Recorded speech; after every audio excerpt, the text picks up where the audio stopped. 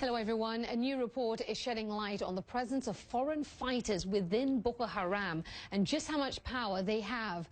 Reuters news agency says it's seen unreleased video obtained by the Nigerian military and it contains horrifying images.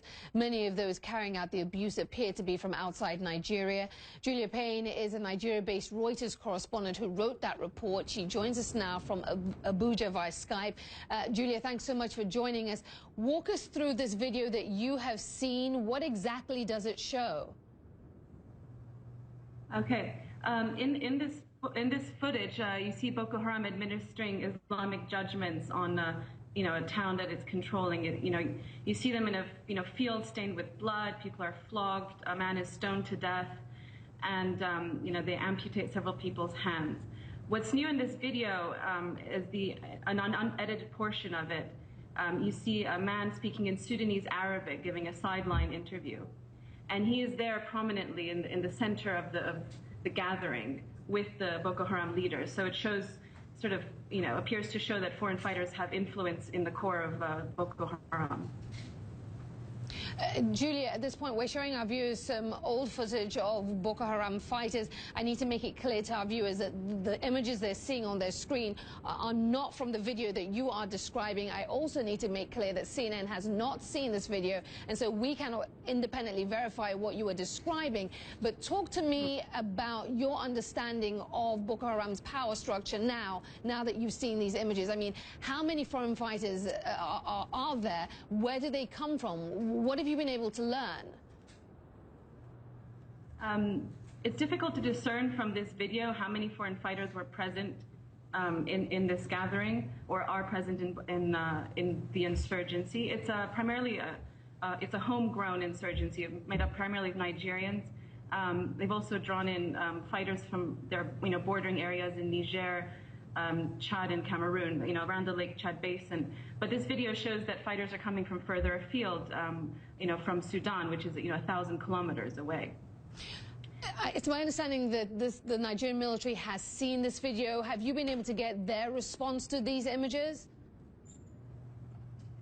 Yes, I mean, they've feared that they've been talking about the presence of foreign fighters for a long time in Boko Haram, but they've had little to back it up. And this is the first time that we see them actually yielding some influence inside the group. They're worried that these foreign fighters are bringing in expertise in firing different types of artillery. They're just extra manpower, and also sort of influencing how they carry out judgments such as stoning, and how they manage the people they control. And that's one of the key points here. The presence of foreign fighters, how does that change the dynamic of this fight? How does it change the calculus of what's happening on the battlefield? That's really one of the big issues that this video throws up. Yes, it does. I mean, it's hard to say right now. I mean, the footage that was captured was filmed sometime in the second half of 2014, and since then, Boko Haram has pledged allegiance to Islamic State, but that seems to have been more of a sort of propaganda, allegiance rather than anything like, providing any sort of robust links.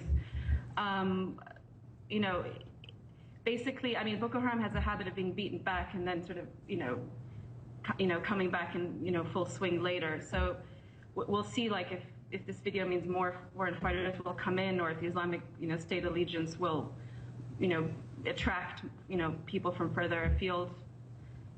Yeah, Boko Haram has had links, Al-Qaeda and the Islamic Maghreb before. I mean, it was reported that they received training from them back in 2012, but that was sort of training sort of outside Nigeria, whereas this is sort of they're actually foreigners are actually like sort of inside the core group. I mean, it remains to be seen how the incoming president deals with the group, and whether they will see more foreign fighters coming in if they're able to regroup and come up with a new strategy to retake territory. Yeah, we shall see. Julia Payne, the Nigeria-based Reuters correspondent who has seen this video, we thank you so much for joining us and just sharing with us what you've seen and what it could all mean for the future of Boko Haram. Thanks so much. Thank you very much.